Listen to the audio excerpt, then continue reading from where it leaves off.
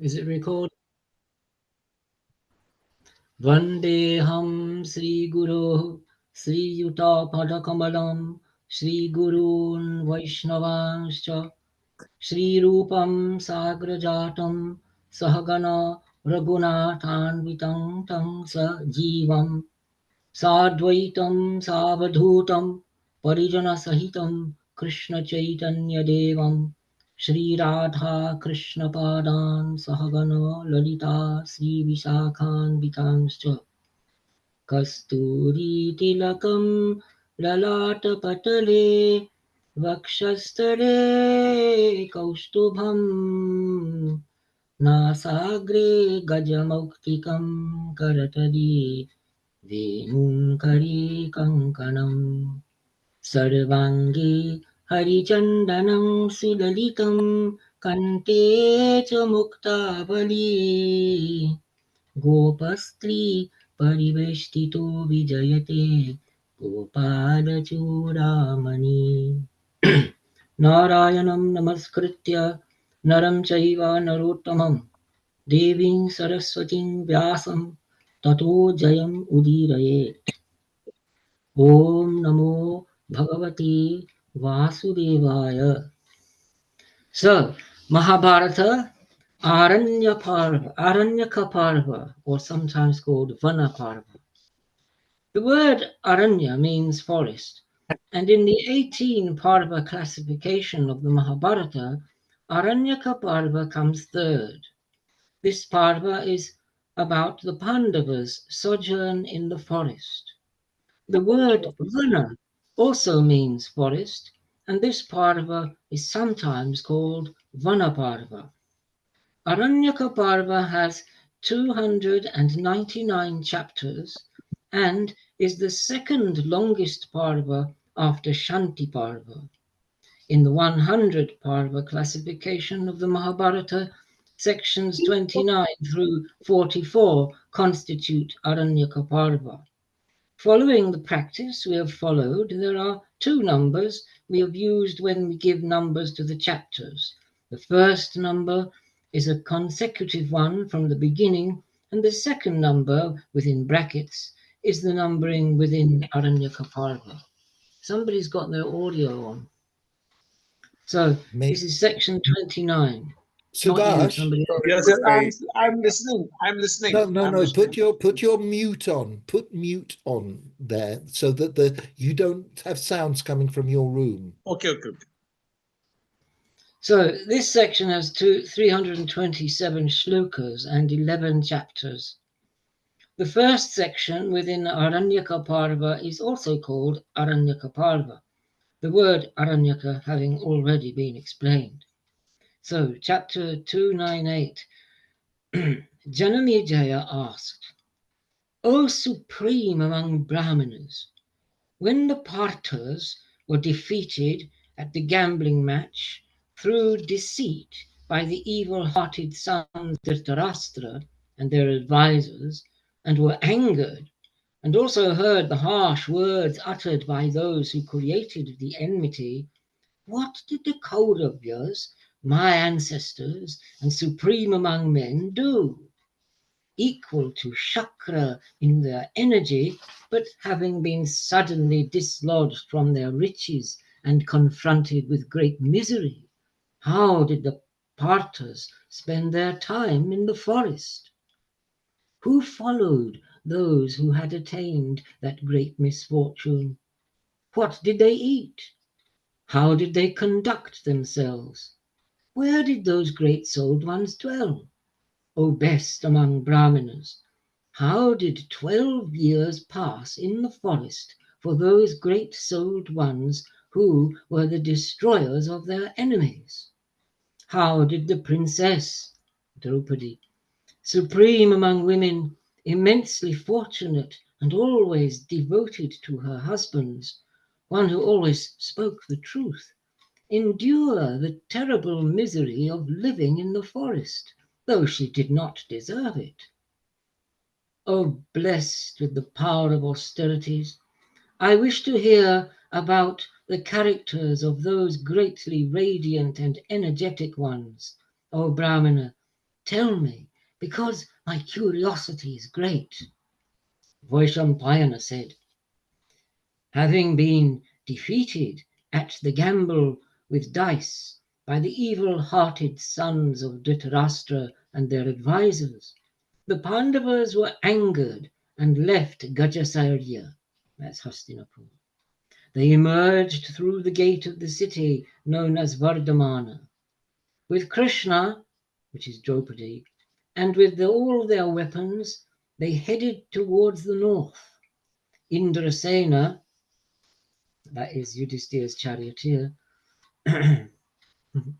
and other servants, 14 in number, followed them in swift chariots, accompanied by their wives.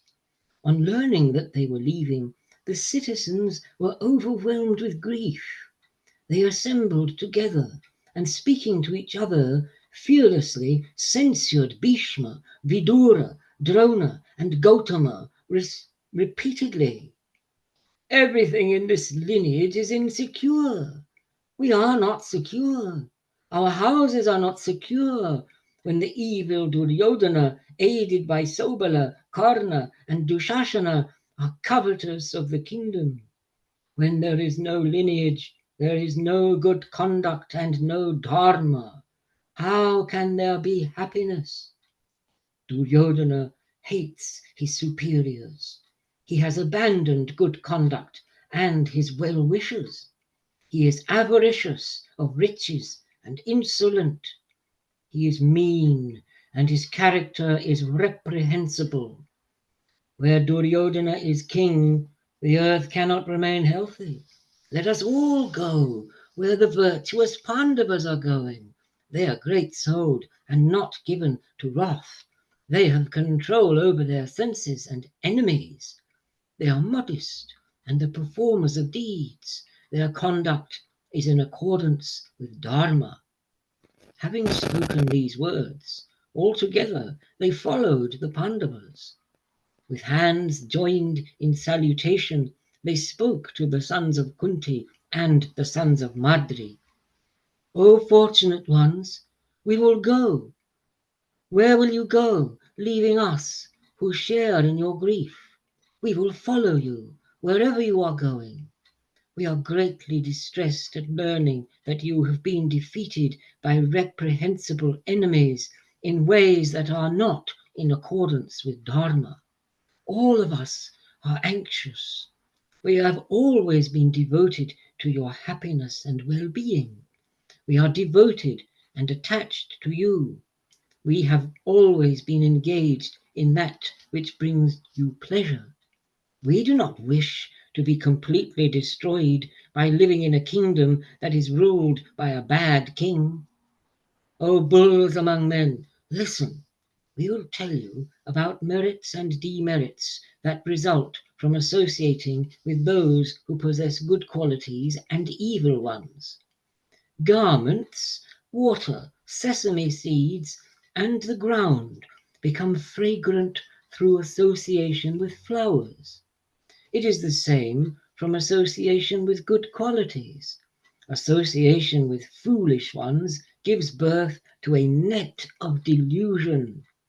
Regular association with the righteous gives birth to Dharma. Therefore, those who desire equanimity should associate with the wise, the old, the good, the austere, and the righteous.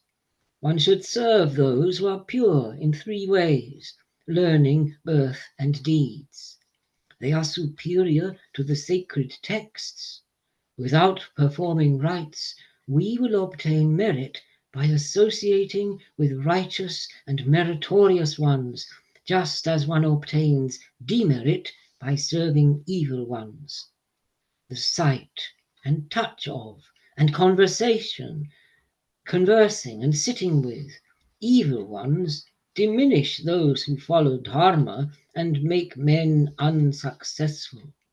Association with mean ones diminishes the intelligence of men. Association with those who are medium gives birth to mediocrity, and association with the best makes one supreme. There are qualities that are talked about in the world as giving rise to dharma, kama, and artha. These have been mentioned in the Vedas and are sanctioned by the good and are the sources of conduct in the world. These good qualities exist in you, separately and collectively. We wish to ensure our welfare and desire to live among those who possess these good qualities.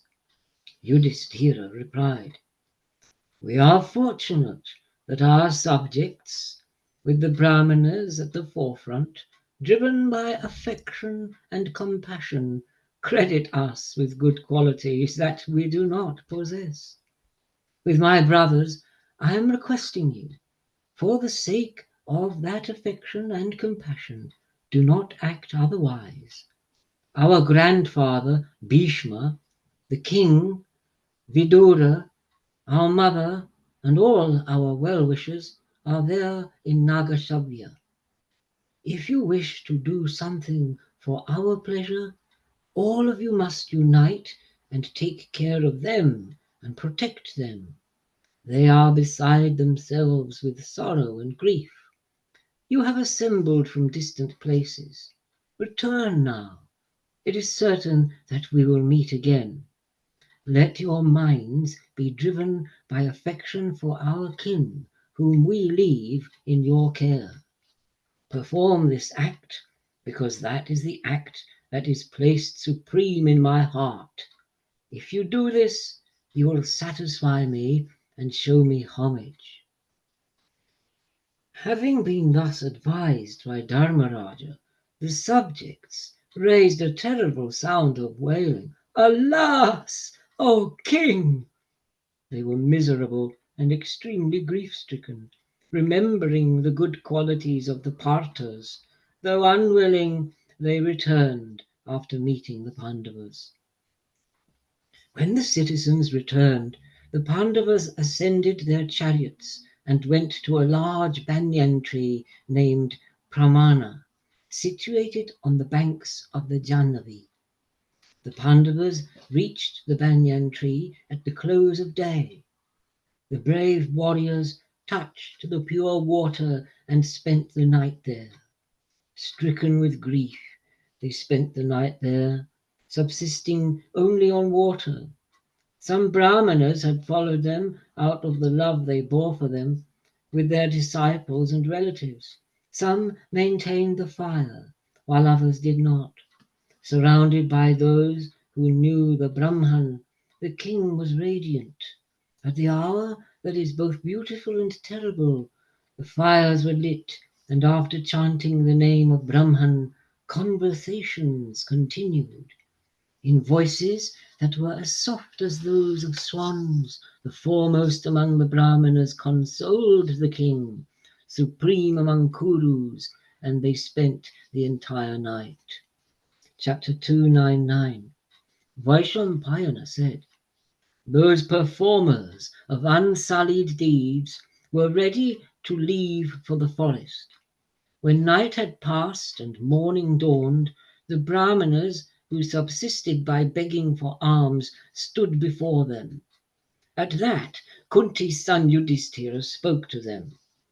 We have been robbed of everything. We have been robbed of our kingdom. We have been robbed of our prosperity. In our sorrow, we will now go to the forest and live on fruit, roots, and meat.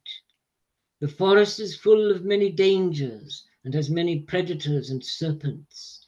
It seems to me that without a doubt you will face many difficulties there. The sufferings of Brahmanas overwhelm even the gods, not to speak of men. O Brahmanas, return where you wish to go." The Brahmanas replied, "O king, we are ready to travel where you are traveling. Please do not abandon those who are devoted to you and those who can see what true Dharma is. The gods themselves show compassion for their devotees, especially Brahmanas who follow good conduct."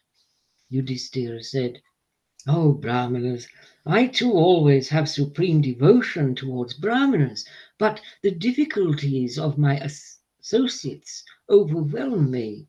My brothers are capable of collecting fruit, roots, and deer, but they are deluded by the misery and the sorrow that has overtaken them, by the oppression faced by Draupadi, and by the robbing of the kingdom. Since they are so miserable and wretched, I cannot impose painful tasks on them. The Brahmins replied, O Lord of the earth, do not have any thoughts in your heart about our sustenance. We will follow you. We will find our food ourselves in the forest. We will bring you good fortune through our meditation and our prayers. We will entertain you in the forest through stories and ourselves be happy. Yudhishthira said, there is no doubt that it will be this way. We will find pleasure in associating with Brahmanas, but because of the lowly condition to which I have been reduced, I only see my own inferiority. How can I witness all of you collecting your own food and suffer undeserved difficulties because of your affection for me? Shame on the evil sons of Dhritarashtra. Having said this, the king sat down on the ground and began to sorrow. There was a learned Brahmana named Shaunaka. He was skilled in Sankhya Yoga, and he spoke to the king. There are 1,000 reasons for grief and 100 reasons for fear that delude people every day, but not those who are learned. Intelligent ones like you do not get caught in deeds that are counter to knowledge and afflicted with many faults, so that welfare is destroyed. O king, the 8 forms of knowledge exist in you. This is the best of everything and destroys evil, and is in conformity with Shruti and Smriti. When calamities arise because of penury or hardship, or are caused by the deeds of kin, learned ones like you don't become miserable because of physical or mental sorrow.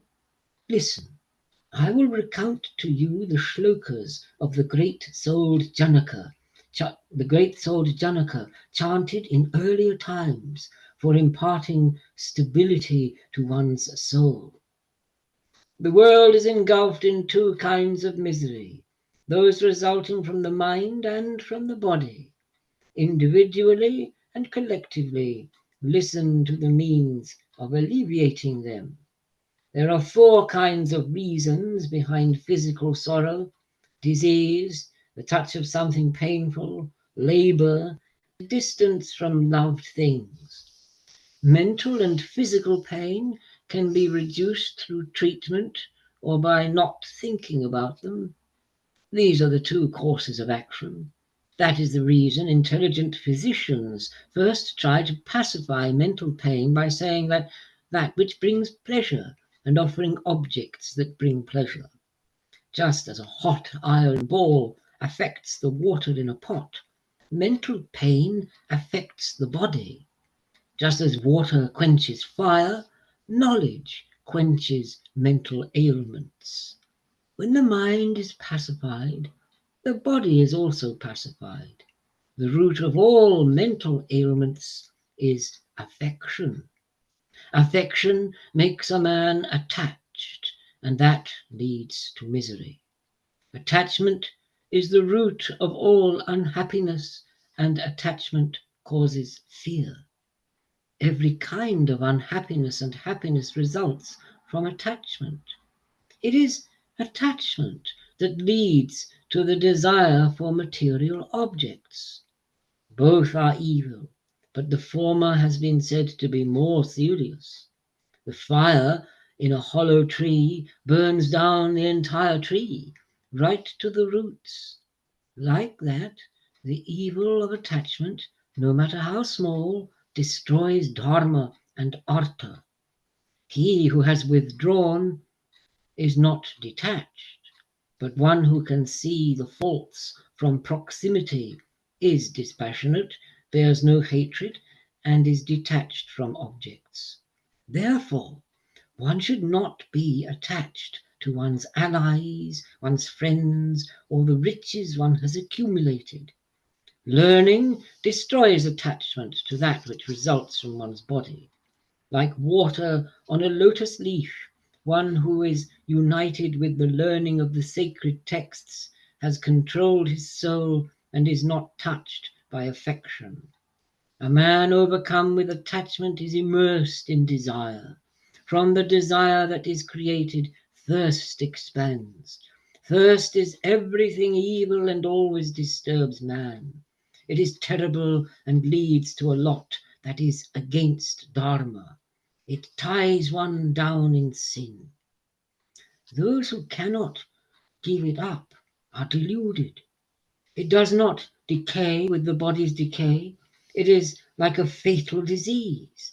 He who discards this thirst becomes happy. This thirst has no beginning and no end. It destroys men from inside their bodies. Like a fire that has no origin but has arisen, it destroys. Like kindling is destroyed by the fire that it has created, one who has not controlled his soul is destroyed through his natural avarice. Just as those who are alive are scared of death, those who have riches are always scared of the king, water, fire, thieves, and relatives. A meat in the air is devoured by birds, on the ground by predatory beasts, and in the water by fish. But one with riches is devoured everywhere. To some men, riches are the source of disaster. A man who is addicted to the superiority of riches will never attain. Therefore, the acquisition of riches always increases the delusion of the mind and is the source of miserliness, insolence, vanity, fear, and anxiety. The wise ones know that riches are the source of miseries in bodies. There is misery in earning riches, preserving it, and in its decay. Its destruction brings unhappiness. Its expenditure brings unhappiness. Even then, people murder for riches. There is unhappiness in giving up riches, but there is unhappiness also in preserving it. Since its possession brings such misery, one should not think about its loss. Deluded ones are always dissatisfied. The learned are content. There is no end to thirst. Contentment is the supreme happiness. The learned ones know that youth, beauty, life, collection of riches, prosperity, and association with loved ones are temporary and never crave for these. Therefore, one should refrain from accumulation of riches and consequent unhappiness. One who has accumulated riches is never seen without difficulties. For this reason, those who are righteous praise those who have no desire for wealth. It is better not to touch mud than wash after touching it. O Yudhishthira, therefore, you should not have a desire for riches. If you wish to act in accordance with Dharma, free yourself from desire for riches. Yudhishthira replied, O Brahmana, I do not desire riches because I wish to enjoy them after acquisition. I do not desire them out of avarice. I desire them so that I can support the Brahmanas. O Brahmana, how can someone like me, who is in the householder stage, fail to support and sustain those who follow him? It is taught that one must divide among all beings. One who is a householder should give to those who do not cook themselves. The houses of good men should never lack four things: grass, ground, water, and welcoming words. Those who are sick must be given a bed. Those who are tired of standing must be given a seat. Those who are thirsty must be given a drink, and those who are hungry must be given food. One's eyesight must be given.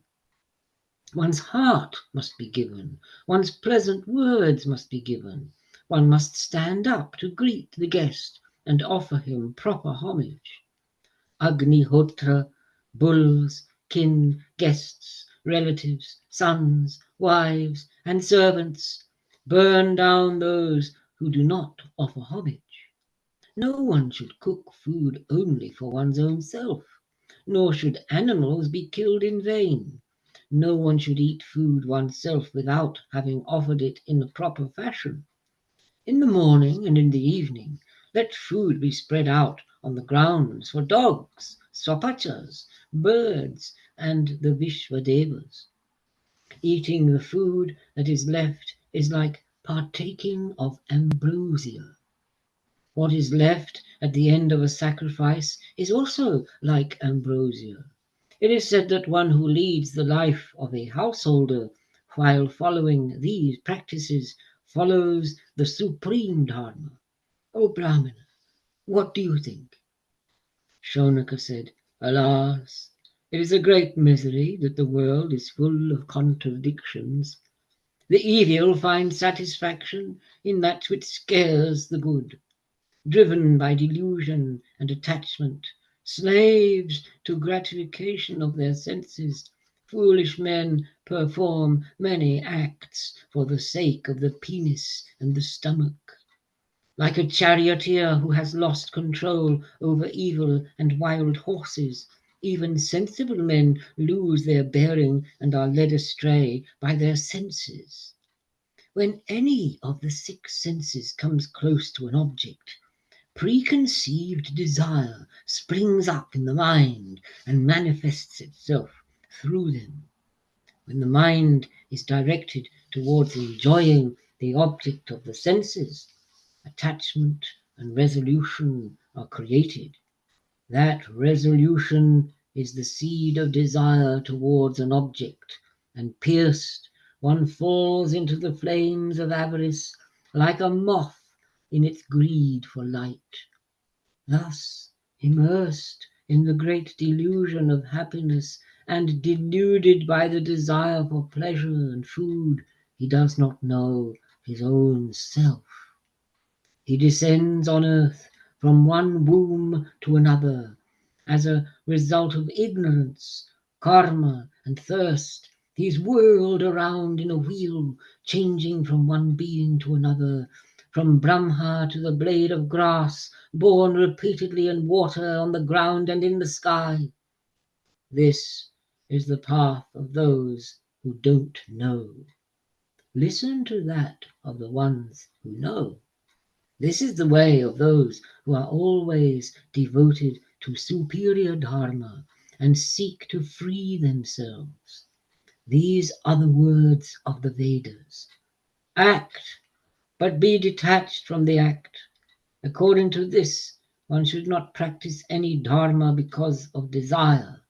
It has been said that there is an eightfold path towards dharma: sacrifices, studying, gifts, austerities, truthfulness, forbearance, self-control, and lack of avarice. Of these, the first four are established in Pitrayana. Therefore, one should always act because a deed has to be done, not because of desire. The second four represent Devayana, always followed by those who are virtuous.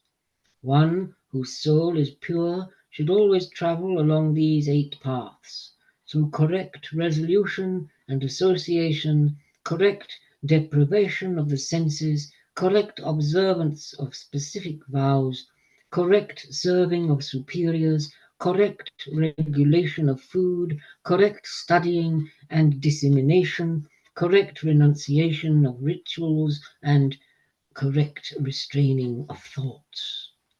Those who have conquered life perform their deeds in this way.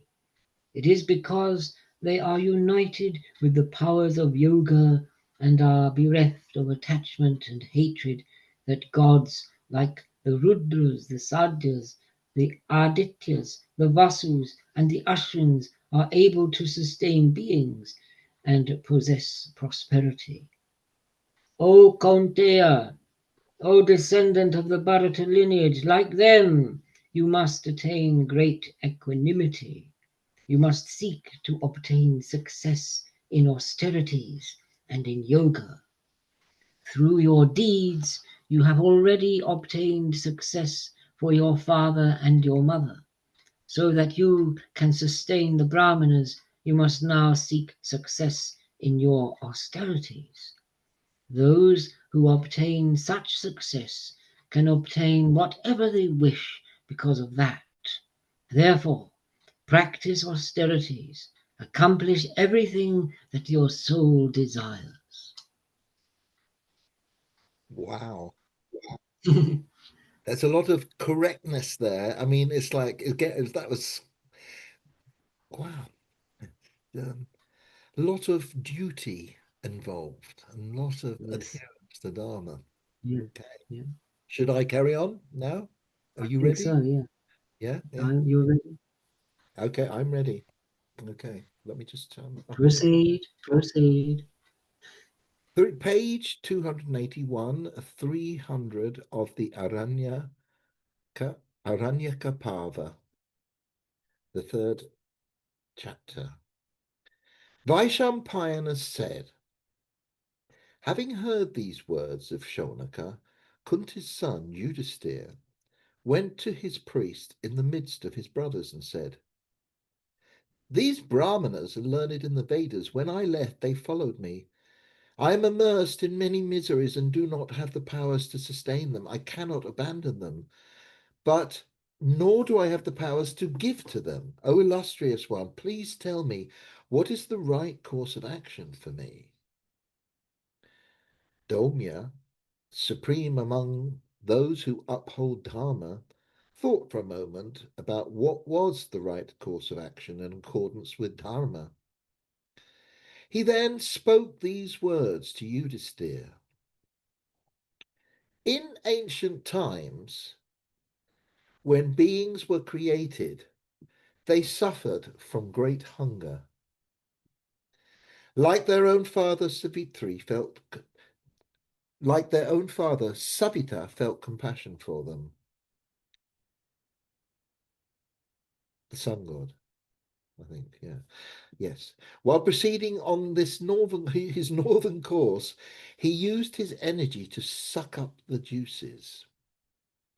Then, returning on his southern course, the sun placed them in the earth.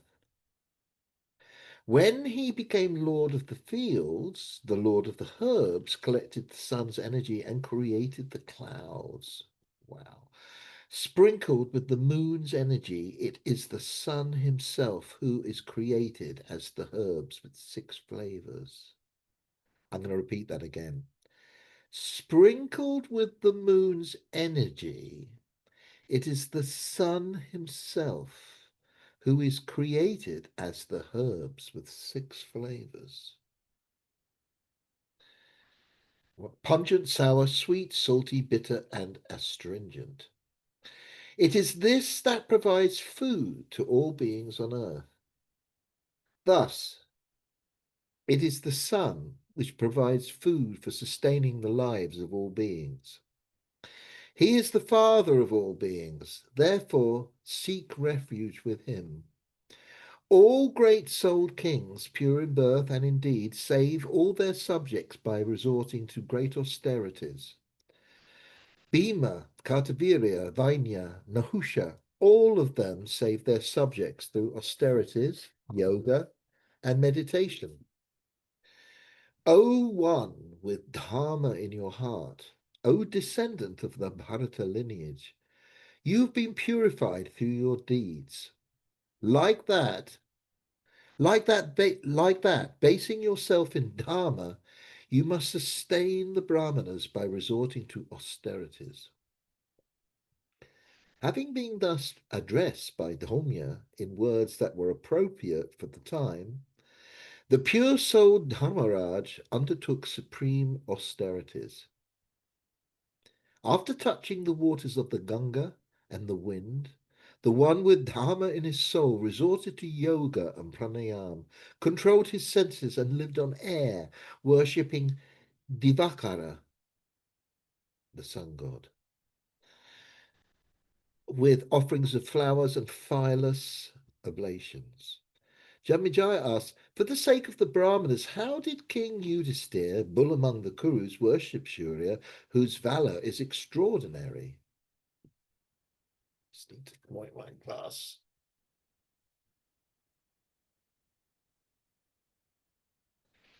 Vaishampayana said, O king, after purifying yourself, listen attentively to my words. O Indra among kings, find the time and I will tell you everything in detail.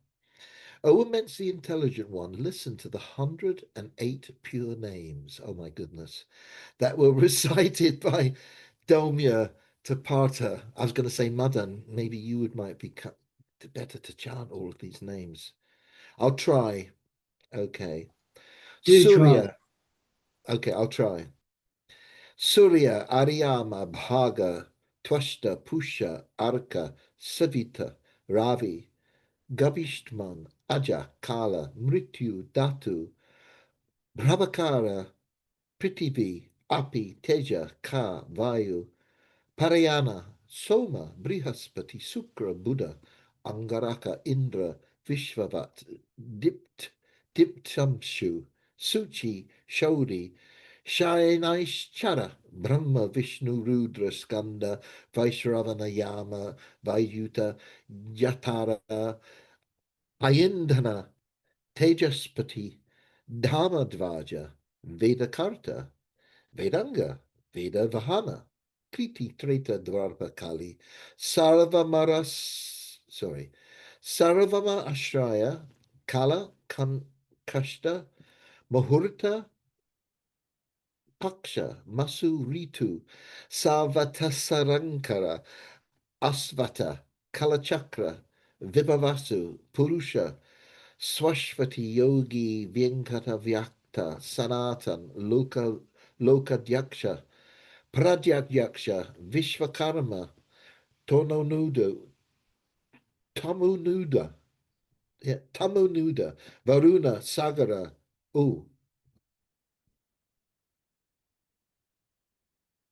Oh, sorry. Amshu Jimuta Jivana Ariha Bhutashraya Bhutapati Sarva Bhutanesveti, oh my goodness, Mani Sarvana Bhutati Kamada, Sarvo Mukha Jaya Vishala Varuda Shingrada Pranadharana Danvantari Dhumaketu Adideva Aditya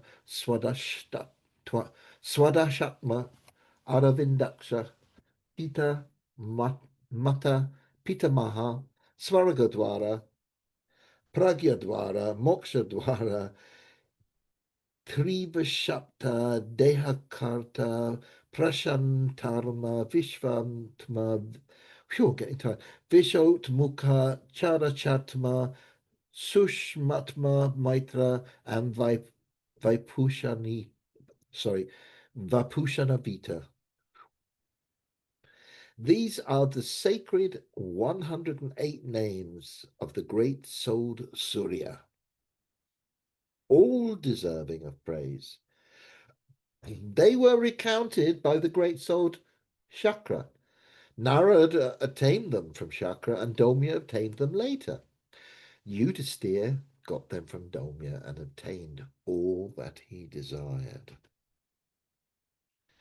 You, who are served by the masses of the gods, the ancestors and the Yakshas, you who are worshipped by the Asuras, Nishacharas and Siddhas, you who are like the fire and best of the gold, O Bhaskara, with you in my mind I bow down before you. He who recites this at the time of sunrise with a calm frame of mind obtains sons and a treasury of riches and gems.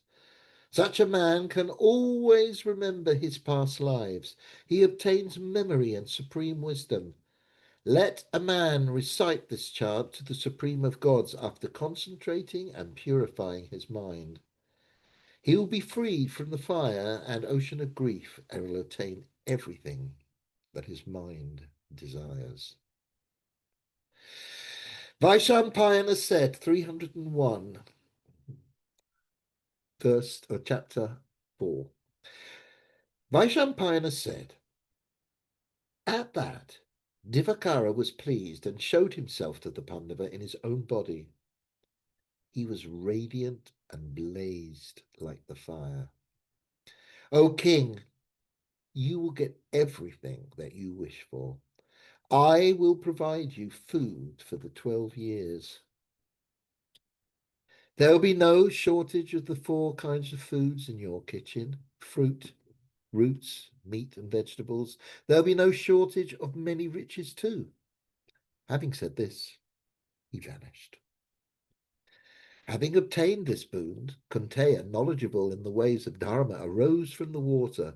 The one without decay grasped Domya's feet and embraced his brothers. He went and met Draupadi. While she watched, the Lord Pandava cooked the food in the kitchen. However, once cooked, the 4 kinds of forest fare increased and became inexhaustible. With that, he fed the Brahmanas. When the Brahmanas had been fed and the younger brothers had also eaten, Yudhisthira later ate the remainder, and this came to be known as Vigasha. After feeding Yudhisthira's Parshati ate the remnants. The Lord, who was as radiant as Divakara himself, thus obtained a boon from Divakara and gave the Brahmanas all that they desired.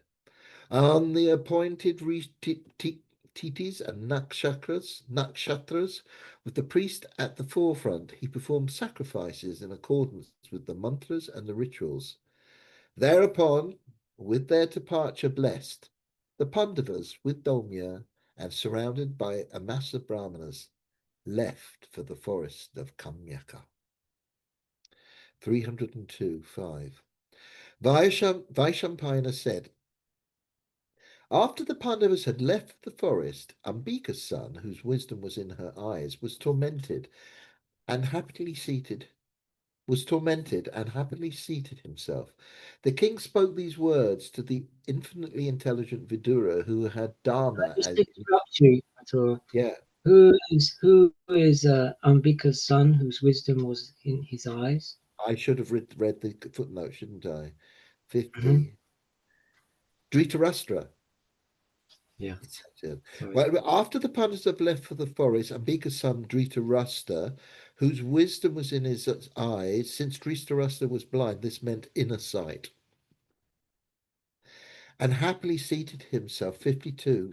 So the footnote says this sounds like a contradiction because Dhritarashtra was tormented but was happily seated. However, typos in Sanskrit are also possible, and the sukha happiness can be confused with dukkha unhappiness. Alternatively, happily might be an adjective referring to the comfortable seat rather than Dhritarashtra's state of mind. Does that make any sense to you about all of that? And then, Yes, okay, so yes. then there's another bit. Your intelligence is like, so wait a minute. The king spoke these words to the infinitely intelligent Vidura who had Dharma in his soul. Your intelligence is like that of the pure Bhargava. You know all the subtleties of supreme Dharma. Since Bhargava means descendant of Brigu, it's not clear who is meant. It could be either Shukracharya or Purusharam. God. So anyway, it's all not very clear. Anyway, we just have to kind of go on. Now that all this has happened, what should be done? How can the citizens be made to show us respect? They may destroy us from our roots, but I don't want that destruction either. Vidura replied, O Indra among men, Dharma has 3 roots. It has been said that the roots of the kingdom are also vested in Dharma. O king, therefore, sustain Dharma to the best of your powers. Protect your sons and the sons of Pandu. What happened in the Shabda destroyed Dharma. Led by Shobala, those evil-hearted ones challenged Kunti's son to a gamble with dice, and your son vanquished one who is devoted to the truth. O king, in this you were misguided, O Kaurava, but I see a means of saving yourself, whereby your son can be cleansed of sin and be established in this world as a righteous one. O king, let Pandu's sons regain everything that you took in excess of what is yours. It has been said that the supreme dharma of a king is to be content with what he has and not covet that of others. This is your foremost task, to gratify them and censure Shakuni. Otherwise, no one may remain from your sons, O king. O king, you should do this immediately. O king, if you do not do this, it is certain that the lineage of the Kurus will be destroyed. When angered, neither Bhimashena nor Arjuna will leave enemies unslain in a war. Sabyasachi, skilled in the use of the weapons, is their warrior. He possesses the bow named Gandiva. Unmatched in the world, Bhima with the powerful arms is their warrior. Who in the world is beyond their reach? Earlier, as soon as your son was born, I told you that you would have brought your well-being, O king. That I told you what would have brought your well-being. O king, for the sake of the lineage, I ask you to abandon your son. But you did not perform that task. O king, if you do not now listen to what is good for you, you will have to regret it later. If your son agrees to rule the kingdom in friendship with the Pandavas, there will be no regret, and together with your son, you will find happiness. But if the opposite happens, subdue him and instate Pandu's son as the king. O king, let Ajata Shatru, who is devoid of passion, rule the earth in accordance with Dharma. O king, then all the lords of the earth will immediately offer us homage, like Vaishyas. O king, let Duryodhana, Shakuni, and the son of Asuta happily wait upon the sons of Pandu. Let Dushashan seek Bhimashena's pardon and that of Draupadi's daughter in the middle of the Sabha. After pacifying Yudhisthira, offer him homage and instate him in the kingdom. O king, asked by you, what else can I say? If you act according to what I have said, you will have performed the right task. Dhritarashtra said, O Vidura, these are the words you spoke in the Sabha for the sake of the Pandavas and for me, but this is for their welfare, not mine. My mind does not approve of any of this. How have you arrived at this conclusion if not for the welfare of the Pandavas? I now think that you don't have my welfare in mind. How can I abandon my son for the sake of the Pandavas? There is no doubt that they are my sons too, but Duryodhana has been born from my own body. Speaking for the welfare of others and appearing as one impartial, how can you ask me to abandon my own body, O Vidura? Though I hold you in great respect, everything that your tongue has uttered is wrong. Stay or go as you please. However much she is satisfied, an unchaste wife always leaves. However much she is pacified, an unchaste wife always leaves. Vaishampayana said, O king, having uttered these words, Dhritarashtra suddenly arose and went away to his inner quarters, declaring that this was not the way it should be. Vidura went away to where the Paratas were. Can I? Wow. Yeah. Take over, boy, my son. Can I ask our beloved Panditji to kind of recontextualize some what we've been through? Yes. Well, it's we went back to Dhritarashtra, the son of Ambika, whose knowledge was in his eyes or his inner sight, right? And so he Yeah. asked the advice of Vidura, and Vidura told him basically that he should follow Dharma, that he should reinstate Yudhisthira, give him back everything that he's taken from him, and that would be the best thing to do. But Dhritarashtra has taken umbrage at that because he thinks, well, now Vidura is just favoring the Pandavas. He doesn't really care about me. He's giving me Mm, this advice for their Yeah. welfare, not mine. So he was not pleased, and he said, just go wherever you like, and then left the mm. room. Mm. And before the Pandavas left for the forest, we had lessons from the sages. Yes. Yeah, that was Yes. in to persuade Yudhisthira, because Yudhisthira was worried about them coming with them because of the inconvenience that it might be causing them. So Yeah. Yudhisthira said, "Oh, I can't support you." Yeah. And then Okay. the Brahmin gave him a long discourse on about the detrimental character of desiring wealth. And then Yudhisthira defended himself by saying, but he doesn't desire wealth for himself, but he desires it so he can serve his subjects and the Brahmins. Mm. So then the Brahmin continued to give further discourse on the detrimental nature of desiring wealth. And then we went to Hastinapur and To the Dhritarashtra. Dhritarashtra. Yes. And okay, that's fantastic. Thank you.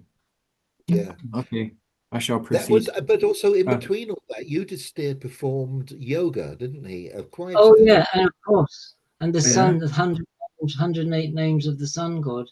The sun god Mm. appeared and said, "Don't worry, I'll feed you for the whole 12 years." And then loads of food was Yeah. there, and everybody ate, Yeah. and it was an inexhaustible source of food available to them. It was quite Yeah, impressive how Yudhisthira Yeah. just kind of, you're talking about a real Raja Rishi yogi, who can yeah. go from being a king to a yogi all in one, you know. It's very impressive. It's very, yeah, because we haven't really seen that with Yudhisthira yet. I mean, of anybody, it's how he went into Mahayogi mode and then did this puja to Surya. And now he's Yeah. like, no wonder he's got blessings of the gods. My Yeah. goodness. He's Dharmaraj, Yeah, Yeah. Dharmatma, the very soul of Dharma. yeah. The son of Dharma. Yeah, No, he's not. I see that. Well, yes, he is. They both are, aren't they? yeah, yeah. Eudora and him. That's interesting how that's happening. But they call All him right. very often, one of his epithets is Dharmatma, that his Mm, very self is Dharma. mm. Mm. He is Dharma, represents Dharma in its fullest manifestation. Anyway, I won't keep going. Yeah, Carry yeah. on. Okay, take it away. Okay. 303. Vaishnampayana said, so as to live in the forest, the Pandavas, bulls among the Bharata lineage, left the banks of the Jahnavi with their followers and went to Kurukshetra. They worshipped at the Sarasvati, the Drishadvati, and the Yamuna, and travelling from forest to forest, headed in a western direction. At last, on the banks of the Sarasvati, they saw before them the forest of Kamyaka, beloved by sages and located on a desert plain. O descendant of the Bharata lineage, consoled and accompanied by the sages, the heroes settled down in that forest, teeming with many animals and birds. Vidura then decided to meet the Pandavas. In a single chariot, he went to the prosperous Kamyaka forest. Vidura reached that forest in a chariot drawn by swift horses. He saw Dharmaraj seated in a secluded spot, together with Draupadi, his brothers, and Brahmanas. From a distance, the truthful king saw Vidura speedily approach and told his brother Bhimasen, what will Kshatta say when he meets us? Is it possible that he comes again at Sobala's words, to challenge me once more to a gamble with dice? Does the mean Shakuni wish to win our weapons by playing once again with dice? O Bhimasen, if challenged by anyone, I am unable to refuse. Yet if the Gandhiv is uncertain, our winning back the kingdom is uncertain. If the Gandhiv is lost in such a match, O king, then all the Pandavas stood up and welcomed Vidura. After the due homage had been shown, Ajamida is a name that is usually used for Yudhisthira or Dhritarashtra. It is now being used for Vidura. So, Ajamida Vidura sat down among the sons of Pandu and made the usual inquiries. After Vidura had rested, those bulls among men asked him the reason for his coming. He told them in detail about the conduct of Ambika's son, Dhritarashtra. Vidura said, O Ajatashatru, Dhritarashtra maintains me. He summoned me and after showing his respects told me, this is what has happened. Now impartially tell me what is good for me and for them.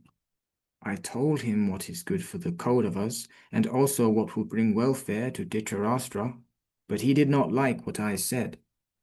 I could not think of any other course that would bring welfare. O Pandavas, I told him what would bring supreme welfare, but Ambika's son did not listen to those words. Just as a sick man does not like medicine, my words did not find pleasure with him. O Ajatashatru, like an unchaste woman cannot be brought to the house of one who is learned, he cannot be brought to well-being. The bull among the Bharata lineage did not like what I said, like a maiden does not like a husband who is 60 years old. O king, the destruction of the Kauravas is certain. Dhritarashtra will never find supreme well-being. Just as water on a lotus leaf does not stick there, my medicine did not stick to him. Then the angry Dhritarashtra told me, O descendant of the Bharata lineage, go wherever your respect takes you. I do not desire you as an advisor any longer to rule the earth or the city. O Indra among men, having been thus abandoned by King Dhritarashtra, I have now come here to give you good advice. I will now repeat everything that I said in the Shabha. Hear them and bear them in mind. The man who pardons the terrible miseries caused by his enemies and waits for his time, gradually extending himself like feeding a fire, that self-controlled man rules the entire earth alone. O king, if one shares one's riches with one's companions, the companions also share in one's adversity. That is the way to gather one's companions. It has been said that companions are the way to win the earth. O Pandava, without any lamentations, truth is best. Food should be equally shared with one's companions. One should never hold oneself above others. Such conduct increases the prosperity of kings. Yudhishthir replied, I will do what you advise me, and, undisturbed by passion, follow your supreme intelligence. In every time and place, I will completely follow what you say. 304. Vaishampayana said, O king, O descendant of the Bharata lineage, when Vidura had left for the hermitage of the Pandavas, the immensely wise Dhritarashtra repented. He went to the door of the Sabha and, deluded by his memories of Vidura, fell down unconscious in the presence of the lords of the earth. When he regained consciousness, he got up from the ground. Sanjaya was with him, and the king told him these words, My brother and well-wisher is like Dharma himself. On remembering him, my heart is being torn apart. Go quickly and bring my brother to me, one who is knowledgeable about Dharma. Uttering these words, the king lamented piteously.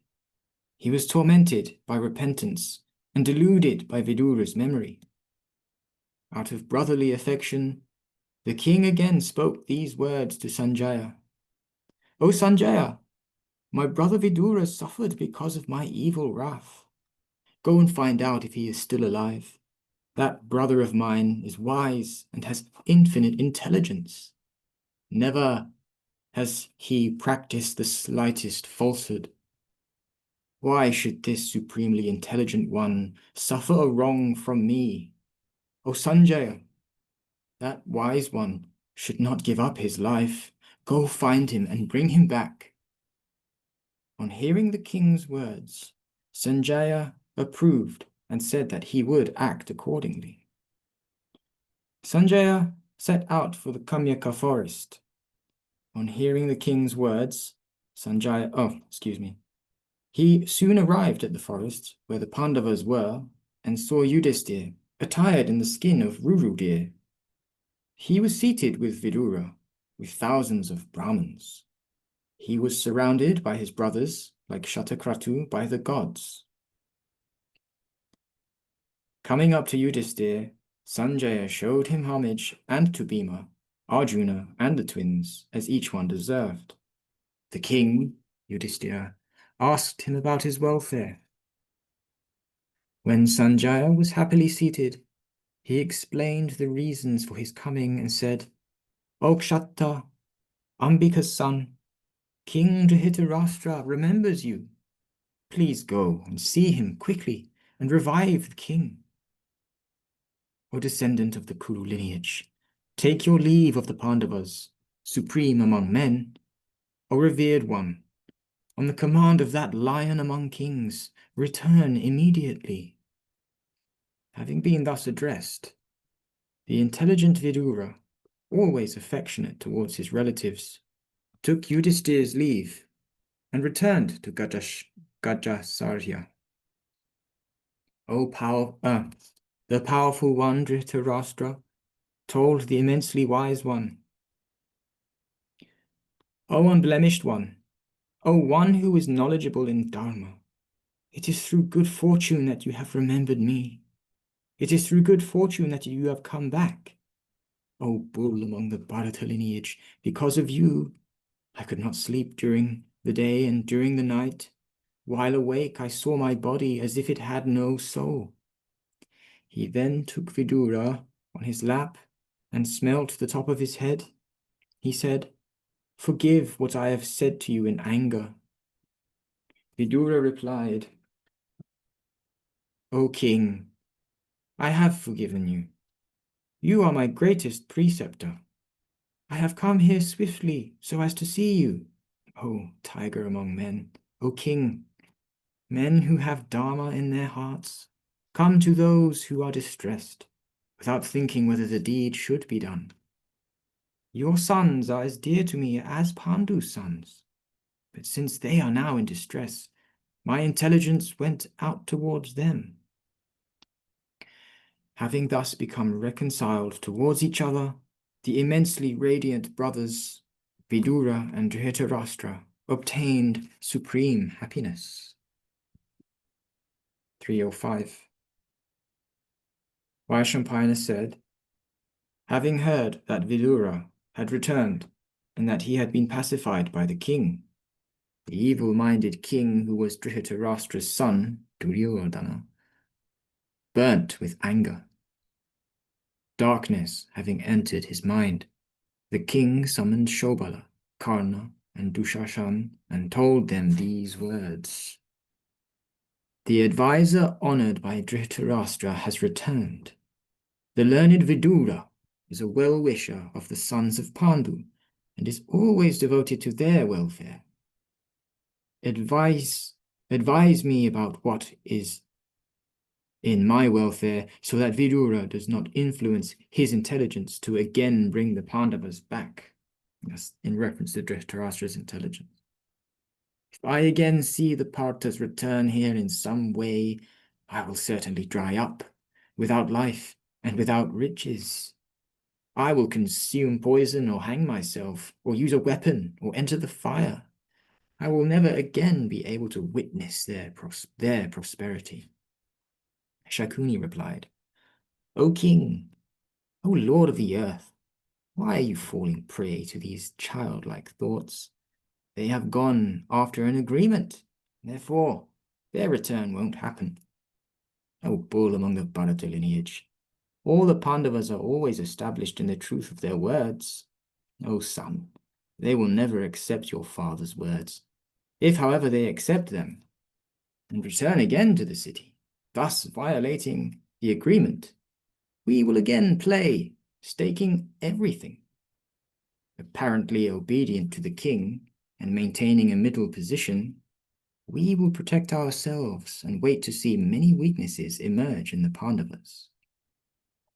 Dushashan said, "O immensely intelligent maternal uncle, it will be exactly as you say. The intelligent words you utter have always pleased me." Karna said, "O Duryodhan, all of us always try to accomplish what you desire. O king, I notice that all of us are united in our view."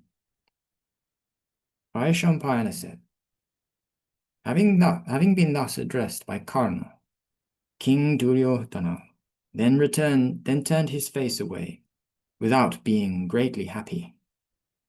On realizing this, Karna opened his radiant eyes wide. In great anger, he aroused himself and spoke to Dushashan and Sobala in wrath. "O lords of men, listen to my true views. With servile hands, we are trying to do everything that pleases the king, Duryodhana. But while remaining stationary, we cannot always bring him pleasure. Let us now grasp our armor and weapons, and mounting our chariots, go together and kill the Pandavas who are roaming in the forest. When they have all been pacified and have left for the unknown journey," that's when the Pandavas have been killed, "we and Dhritarashtra's sons will be unchallenged. As long as they are distressed, and as long as they are immersed in grief, as long as they are without allies, till then we can do this. This is my view." Having heard these words, they applauded them repeatedly. All of them praised the suitor's son, saying that his words were excellent. Having said this, all those angry ones separately mounted their chariots. They then set out in a body, having made up their minds to kill the Pandavas. The pure-souled and illustrious Lord Krishna Devayapayana, Vedavyasa, saw this with his divine sight and got to know about their departure. He is the illustrious one who is worshipped by all the worlds. He came to them and restrained them. He then swiftly went to the place where the one whose wisdom was his sight was seated and spoke to him. 306. Vyasa said, "O immensely wise Dhritarashtra, listen to my words. I will tell you what will bring supreme welfare to all the Kauravas. O mighty armed one, does not please me that the Pandavas have gone to the forest, and that they have been deceitfully defeated by Duryodhana's followers. O descendant of the Bharata lineage, after the completion of 13 years, they will remember their oppression, and in anger unleash venom on the Kauravas. For the sake of the kingdom, why is your evil-souled and evil-minded son always angry? Why does he want to kill the Pandavas? Restrain finally the deluded one. Bring your son to the path of pacification. In trying to kill the ones who now live in the forest, he will be freed from his own life. Do what the wise Vidura has said, and Bhishma and we and Kripa and Drona and other wise ones have told you. O immensely intelligent one, war with one's relatives is reprehensible. O king, this is not dharma, nor is it the way to fame. Refrain from it. O descendant of the Bharata lineage, O king, such is his obsession with the Pandavas that if it is ignored, great disaster will follow. Or let your evil-souled son go to the forest, O king. Let him live with the Pandavas, alone and without allies. O lord of men, if from this association affection towards the Pandavas results in your son, you will have succeeded in your task. O great king, it has been said that the nature instilled in a man at birth does not leave him before his death. What do Bhishma, Drona, and Vidura think? What about you? What is right must be done immediately, before the objective becomes impossible.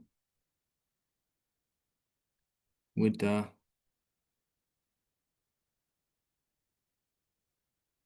anyone like to carry on? You carry on for now, Connor. Yeah, carry Alright. on. Yeah, you're doing well. Carry on for a bit, yeah. Thanks. 307.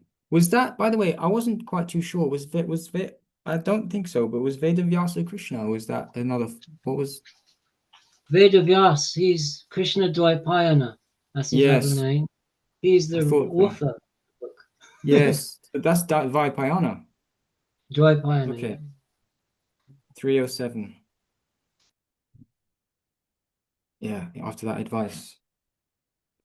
Dhritarashtra said, O illustrious one, this affair of the gamble did not bring me pleasure. O sage, I think it was destiny which overcame me and made me agree. It did not bring pleasure to Bhishma, Drona, or Vidura either, nor to Gandhari. There is no doubt that the gambling was caused by delusion.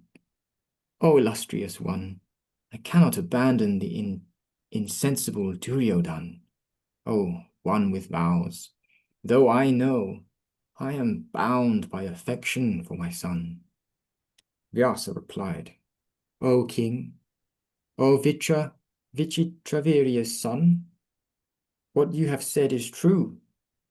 I know that a son is supreme and nothing is superior to a son. Indra himself realized this through the flow of Surabhi's tears.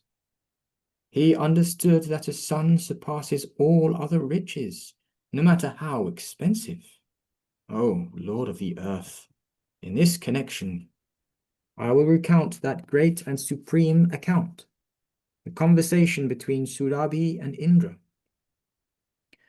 O king, O son, in times long past, it is said that Surabhi, the mother of all cows, cried out in heaven. Out of compassion for her, Indra asked, O fortunate one, why are you crying like this? Is everything well with the gods, men, and cattle? Or is there some misfortune that is more than slight? Surabhi replied, O Lord of the 30 gods, I do not see any calamity looming before you. O Kaushika, one of Indra's names. I am sorrowing for my son, and that is the reason I am weeping. My son is small and weak, and he is burdened by the plough. See that terrible peasant beat him with a stick. O Lord of the gods, I see him terribly exhausted and close to death. O Lord of the gods, I am overcome with compassion for him, and my mind is agitated. One of those two is stronger and bears the burden of greater weight. There are two bulls yoked to the plough, so one of those two is stronger and bears the burden of the greater weight. But the other one has little strength of life and is thin, with nothing but veins. O Vasava, he bears the burden with great difficulty, and that is the reason I am grieving. He is close to death and is repeatedly beaten with the stick.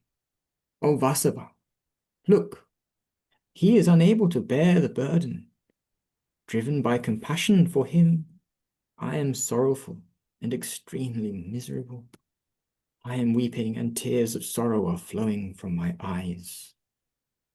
Indra asked, O beautiful one, thousands of your sons are equally oppressed. Why are you driven by compassion for this one? He is only one among several oppressed. Surabhi replied, I have thousands of sons everywhere, and I look upon them equally. O Shakra, but my compassion is truly greater for the son who is oppressed. On hearing Surabhi's words, Indra was greatly surprised. O Kauravya, he became convinced that a son was dearer than one's own life. At that, the illustrious chastiser of Paka suddenly let loose a great shower of rain there and caused an obstruction to the act of ploughing. O king, as Surabhi had said, all your sons may be equal to you, but among all your sons, Your compassion should be greatest towards the one who is oppressed. O son, this is Vyasa talking to Dhritarashtra, I believe. O son, just as Pandu was my son, you are also my son, and so is the immensely wise Vidura. It is out of affection towards you that I am telling you all this. O Lord of the earth, you have 101 sons to outlive you. But Pandus are seen to be only 5, and they are in a bad state and extremely miserable. How will they manage to remain alive? How will they prosper? Such thoughts about the miserable sons of Pritha torment my mind. O Lord of the earth, if you wish the Kauravas to live, let your son Duryodhan go to the Pandavas and make peace. Maybe it's Braja want to read? Is he up for it or not? We're ready, yeah. I don't Yeah, know. he's here, ready. What chapter Okay. is it? 308. 295. He's just coming. You have to put the video. That was good though, wasn't it? I mean, goodness, it's it's a long chapter. There's lots of things going on, isn't there? Yeah. Were you able to manage with that all right, Matura? Sorry? One minute. You managed to was that all right for you? Was it all right, the reading for you? Do you Yeah, it's understand it? brilliant. Yeah, it was fantastic. I was running around the kitchen eating biscuits and things when I had my speaker on, and I was gripped. It's a gripping story. Oh, cool. The Okay. speed, the way it was Wouldn't want you to be lost. it was good. Bonsoir, monsieur. Bonsoir. Jive Raj. 308. Dhritarashtra said, O immensely wise sage, it is exactly as you say. I know this, and so do all the other lords of men. O sage, what you consider to be beneficial for the welfare of the Kurus was also pointed out to me by Vidura, Bhishma, and Drona. If you have compassion for the Kauravas, teach my evil-souled son Duryodhana. Vyasa replied, O king, the illustrious Rishi Maitreya has come to see you after having spent time with the Pandava brothers. O king, for the sake of bringing rightful peace to the lineage of yours, this great Rishi will instruct your son Duryodhana. O Indra among kings, whatever he says should be done without any hesitation. If the task is not done, he will curse your son in rage. Veshampayana said. Having said this, Vyasa went away, and Maitreya appeared. The Lord of Men, Dhritarashtra, came and worshipped him, together with his sons, offering gifts, water to wash his feet, and performing other rituals. After the bull among sages had rested, Ambika's son, King Dhritarashtra, courteously asked him questions. O illustrious one, has your journey from Kurujangala been comfortable? Are the brave warriors, the 5 Pandava brothers, well? Do those bull among men desire to spend their time in accordance with the agreement? With the fraternal affection among the Kurus continue unabated? Maitreya replied, setting out on a journey of pilgrimage, I have arrived in Kurujangala. While roaming around, I saw Dharmaraj in Kamyaka forest. He had matted hair, wore deer skins, and was living in a hermitage. O Lord, many sages had assembled there to see the great souled one. O great king, it was there that I heard about the blunder committed by your son and about the evil course of action he adopted through the gambling match. I have therefore come to you out of affection for the Kauravas. O Lord, I have always had affection and love towards you. O king, when you and Bhishma are still alive, it is not proper that your sons should act against each other. O king, you yourself are the center pillar in both punishing and rewarding. Why did you then ignore this terrible evil that has now arisen? O descendant of the Kuru lineage, O king, What happened in the Sabha was like the behavior of Dasyus. Dasyus are a class of evil beings that are enemies of both man and God and were slain by Indra. The word also means outcast and bandit, or a villain in general. And a footnote. You will no longer be able to shine in an assembly of ascetics. Then he turned to the intolerant king Duryodhana.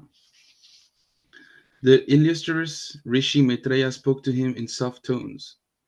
O mighty armed Duryodhana, O supreme among eloquent ones, listen, O immensely wise one. The words I utter are about your welfare. O king, O bull among men, do not fight with the Pandavas. Do what is good for you, for the Pandavas, for the Kurus, and for the world. All those tigers among men are brave warriors, valorous in war. All of them have the strength of 10,000 elephants and are as firm as the Vajra. All of them follow the vow of truce, and all of them have pride in their manliness. They have killed Rakshasas, who can assume any form at will, and are the enemies of the gods. These Rakshasas had chiefs like Hidimba, Baka, and Kirmira. When they left this place, he, Kirmira, obstructed the path of those great-souled ones. His soul was terrible, and he was as immobile as a mountain peak. Bhima, supremely proud in battle and supreme in strength among strong ones, killed him like an animal, the way a tiger kills small animals. O king, look at the royal conquest, where the mighty archer Jarasandha, with the strength of 10,000 elephants, was killed in battle by Bhima. They have Vasudeva as their relative and Parshata as a brother-in-law. Drishtadyumna is Parshata. Which man susceptible to old age and death would dare confront them in battle? O bull among the Bharata lineage, that is the reason you should strive for peace with the Pandavas. O king, listen to my words, otherwise you will expose yourself to death. O lord of the earth, having heard these words spoken by Maitreya, Duryodhana smiled and drew patterns on the ground with his feet. With his arms, he slapped his thighs, which were like the trunks of elephants. The evil-minded one said nothing, but stood there with his head slightly bent. O king, seeing Duryodhana ignore him and draw patterns on the ground, Maitreya was angered. Maitreya, supreme among sages, became overcome with anger. As if decreed by destiny, the sage got ready to curse him. Maitreya's eyes were red with anger. He touched the air and cursed Dhritarashtra's evil-minded son.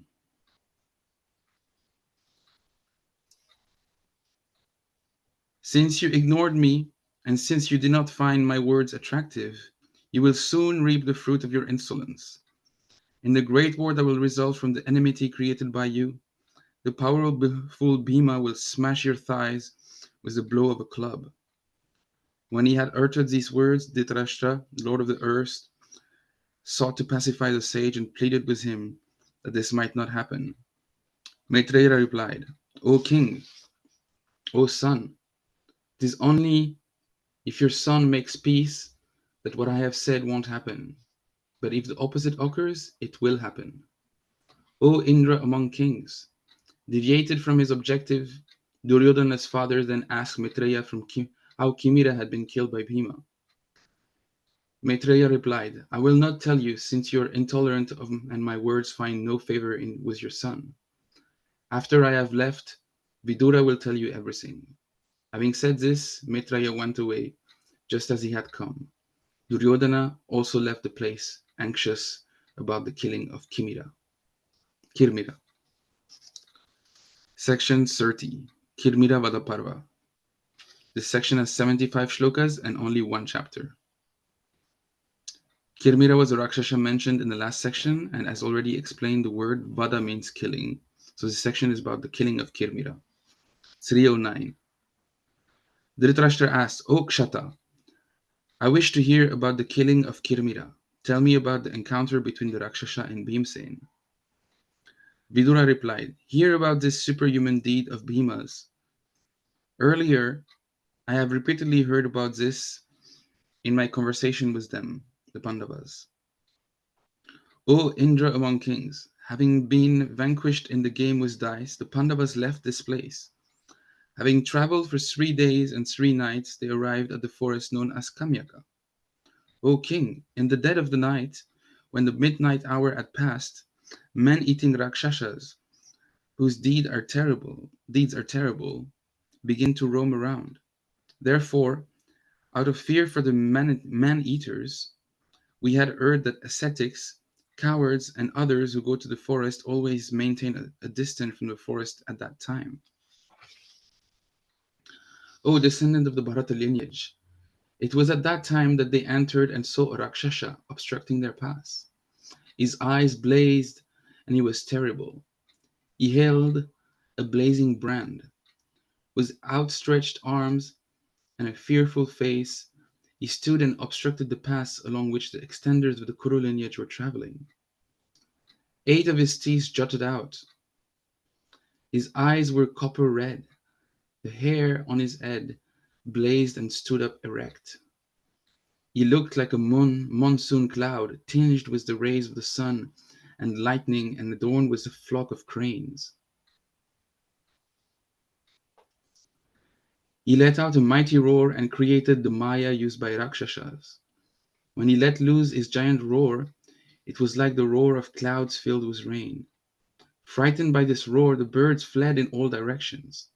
They cried out in fear, and so did the animals that lived on the ground and in the water.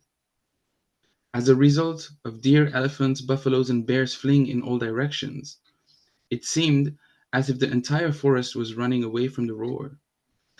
As a result of the wind generated by his sighs, many creepers laden with copper-red blossoms seemed to embrace the tall trees. At that time, a terrible wind began to blow, and because of the dust, the sky lost the bear.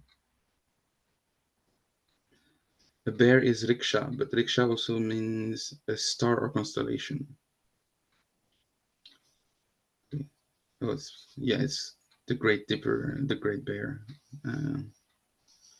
became obscure. Like a great enemy that causes infinite griefs to the 5 senses, he was still unknown to the 5 sons of Pandu. From a distance, he saw the Pandavas attired in black deer skins. Like the Mount Menaka, he obstructed their entry into the forest. On approaching near, the lotus-eyed Krishna was terrified and closed her eyes in fear at the sight of something never seen before. She was the one whose hair had been disheveled by Dushashan's hand.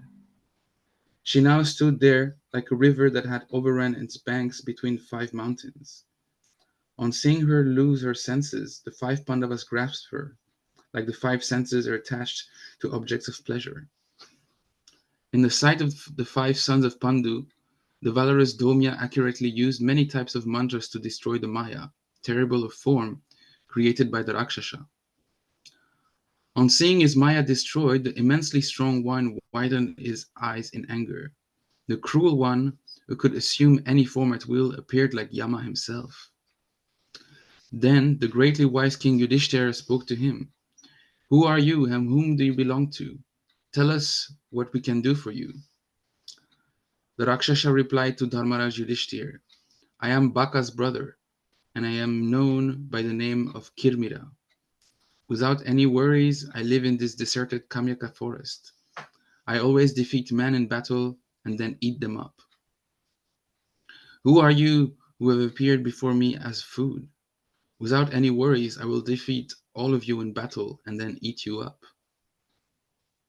O descendant of the Bharata lineage, on hearing the words of the evil-hearted one, Yudhishthira told him everything about his name and lineage.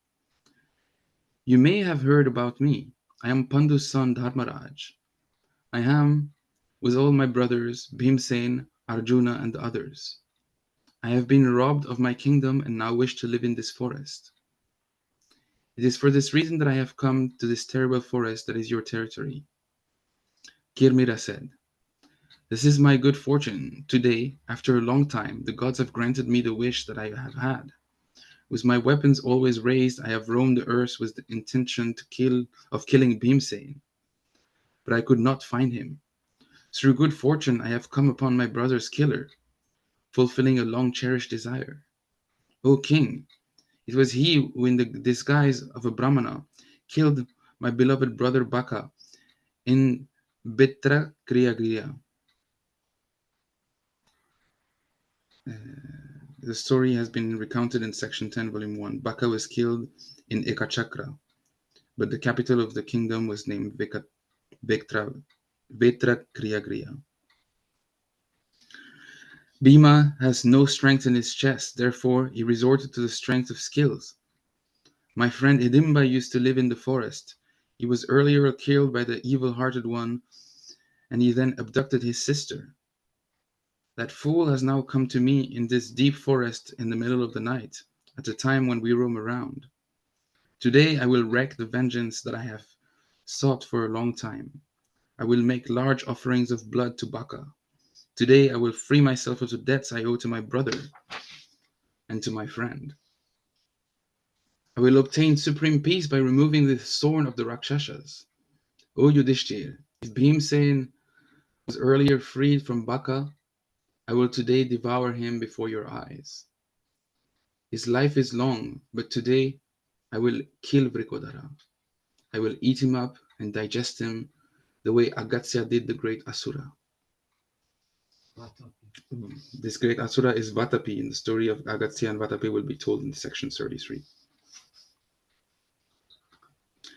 Having been thus addressed, Yudhishthir, devoted to the truth and with dharma in his soul, angrily censured the Rakshasa, saying that this could not happen.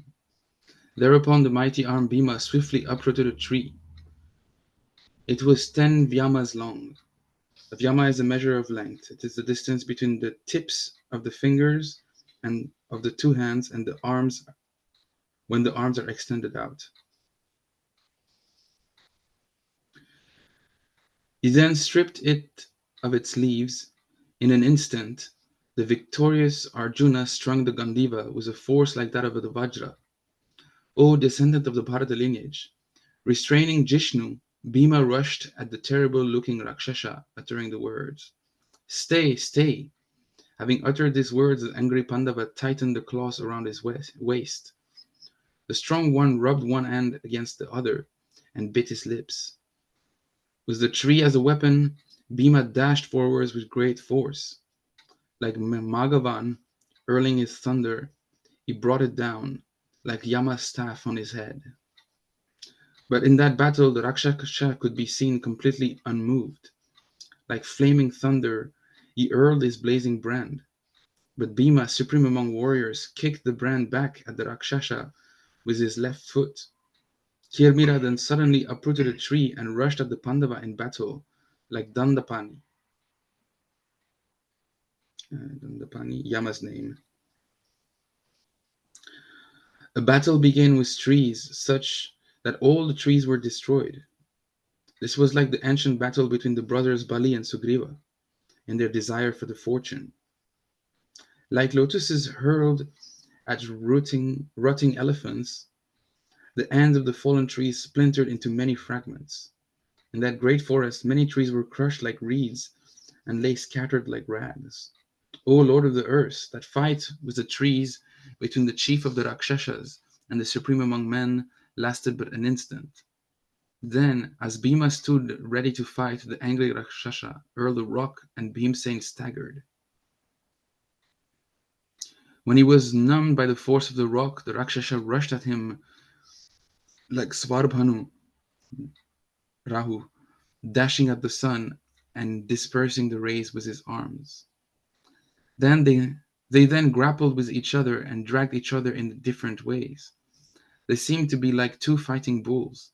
The fight between them was great, violent, and terrible, like that between two proud tigers armed with fangs and claws. Vrikodara was proud of the strength of his arms. He saw Krishna's eyes look towards him, and remembered Duryodhana's oppression. His vigor increased. Intolerantly, he grabbed him in his arms, like an elephant whose rotting glands, having burst, falls upon another elephant. In turn, the mighty Rakshasa also grasped him, but Bhimsen, supremely strong among the strong ones, violently threw him down. As those two mighty warriors tried to crush each other with their arms and in that battle, a terrible sound was heard, like that made by shattering bamboo. Then Vrikodara forcibly threw him down. Grabbing him by the waist, he shook him like a violent wind shakes a tree. Having been thus seized by the mighty Bhima in battle, he weakened. But though he trembled and panted, he still dragged the Pandava. Noticing that he was exhausted, Vrikodara entwined him in his arms, like an animal is tied with ropes. Uttering a loud roar like that of a broken war drum, the strong one whirled him around repeatedly until his body was swollen and unconscious. Knowing that the Rakshasa was exhausted, Pandu's son swiftly grasped him in his arms and then killed him like an animal. Vrikodara placed his knee on the evil Rakshasa's hips and placing his hands on his throat began to press down. Then, when his entire body was numb and his wide open eyes were glazed, he hurled him on the ground and said, "O evil one, you will no longer have to shed tears over Hidimba and Baka. You too have proceeded to Yama's abode."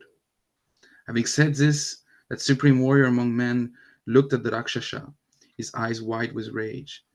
He discarded the swollen body that no longer had life and was empty of mind with its garments and ornaments strewn about. When the one with the form of a cloud was slain, those sons of the Indra among men placed Krishna at the forefront. They praised Bhima for his many qualities, and in a happy frame of mind set out for the forest of Dvaita.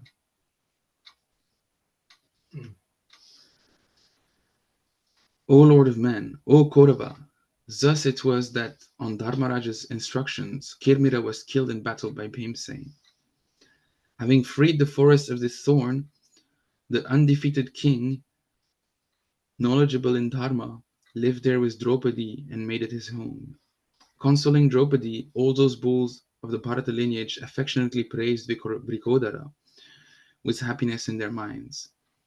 After the Rakshasa had been destroyed through the strength of Bhima's arms, those warriors entered the peaceful forest that had been freed of its thorn. Passing along that road, I myself saw the evil-hearted and fearful body strewn in that great forest, killed through Bhima's strength.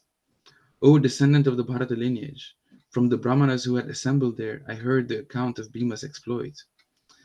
Vaishampayana said, having heard this account about the killing of that supreme Rakshasa, Kirmira, in battle, the king seemed thoughtful and sighed, as if in sorrow. Should we leave it here? Yeah, I guess so. Is it a new? Yeah, it's a new parva. I think we should leave it here, Maturaji. I need to retire, please. Mm-hmm. Yeah, hold on a sec. Yeah. I'm here. Yeah, I was just making coffee. Yeah, that was a pretty good. Wow, that was fantastic. Right? God, Bhima, Bhima. Vijay. I've never in my Right? life actually enjoyed violence so much as when Bhima socks into a deer. I really relish it like anything. I've never enjoyed a crunching of a head or something like. I'm just going, yeah. I didn't really, yeah, it makes it fun. Yes. Do you want to stop the recording now? Yeah, okay, that's a good idea.